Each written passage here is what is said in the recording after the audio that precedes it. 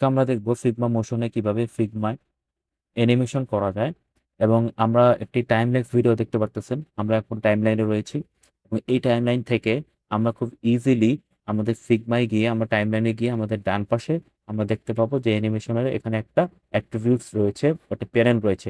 Attributes থেকে আমরা premade কিছু আহ, একত্রিত করা অবস্থায় কিছু টেমপ্লেট দেখতে পাবো, যেগুলো হচ্ছে আমাদের স্কেল প্রপার্টি, দেন হচ্ছে আমাদের পজিশন প্রপার্টি। এগুলোকে আমরা মডিফাই করতে পারি। এবং আমরা এখানে আরো কিছু দেখতে পারতেছি অ্যাট্রিবিউটস রয়েছে, যেমন আপনার রোটেশন, তারপর হচ্ছে অপাসিটি, যেগুলো হচ্ছে বেসিক্যালি আমরা হচ্ছে স্যাস অ্যানিমেশন, ইউআই অ্যানিমেশন এবং সোশ্যাল মিডিয়া ভিডিও অ্যাডস এর ক্ষেত্রে আমরা প্রচুর ইউজ করে থাকি। সো সেক্ষেত্রে আমরা এই ভিডিওতে দেখতে পাচ্ছি আমাদের টাইমলাইনে আমরা অলরেডি একটি আহ, খুব ছোট আকারে একটি আমাদের কিছু সিম্পল বেসিক্স অ্যানিমেশন আমরা ক্রিয়েট করে ফেলেছি।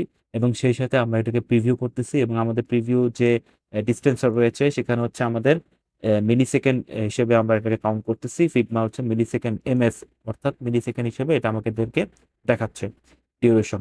এবং সেই ক্ষেত্রে হচ্ছে আমাদের যে ওয়েব ফর্ম, যে আমাদের আইকনটি রয়েছে সেটিকে আমরা এখান থেকে ইজি ইন এবং ইজি আউট, এবং আমরা সেই ক্ষেত্রে আমরা ওয়েব ফর্ম আমরা এখান থেকে বাউন্স অ্যানিমেশনও ক্রিয়েট করতে পারবো। আমরা এক্স্যাক্টলি যেমনটা দেখতেছি আমাদের স্ক্রিনে, এই বাউন্স অ্যানিমেশনের মাধ্যমে আমরা আমাদের অ্যাট্রিবিউটস গুলোকে চেঞ্জ করতে পারবো, প্রপার্টি গুলোকে আমরা চেঞ্জ করতে পারবো, যে কোনো শেপ, এলিমেন্ট অর টাইপোগ্রাফি বা টেক্সট গুলোকে। এবং সেই সাথে আমাদের এই স্পিডের যে ডিলেটা কেমন হবে সেটাকে আমরা ডিফাইন করে দিতে পারবো। এবং ডিলেটা যখন আমরা ক্রিয়েট করব আমাদেরকে অবশ্যই এটা খেয়াল রাখতে হবে যেন এটা ন্যাচারাল হয় এবং এটা কোনো রকমের রোবোটিক ফিল না হয়। সেক্ষেত্রে আমাদের স্মুথনেস এবং আমাদের যে রেসপন্সিভনেস সেটা কিন্তু ঠিক মতো প্রকাশ করতে পারবে না সেই ক্ষেত্রে। ওকে, তা আমরা একটি এখানে চমৎকার ভাবে আমাদের পুরো গ্রুপটাকে, শেপ গ্রুপটাকে আমরা এখানে এলিমেন্ট সহ আমরা একটু অপাসিটি এবং পজিশন অ্যানিমেশন আমরা ক্রিয়েট করে ফেলেছি ছোট আকারে।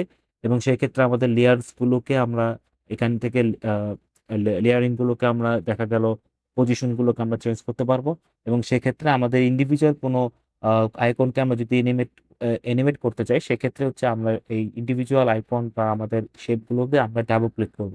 এবং ডাবল ক্লিক করার মাধ্যমে আমরা এটাকে ইন্ডিভিজুয়ালি আমরা মডিফাই করতে পারবো, আমাদের অ্যানিমেশনের অ্যাট্রিবিউটস গুলোকে চেঞ্জ করতে পারবো।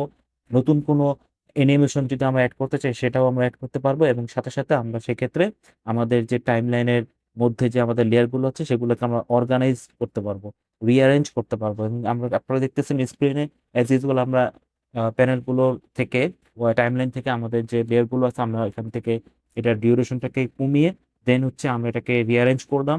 এবং এটার প্লেসিং বা প্লেসমেন্টটাকে আমরা চেঞ্জ করে ফেলেছি।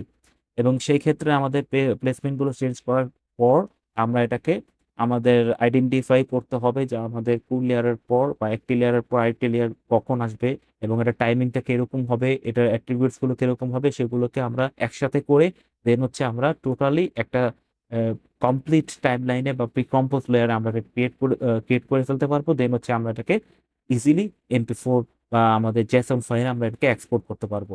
আশা করি আপনারা ভিডিওতে অনেক কিছু শিখতে পেরেছেন।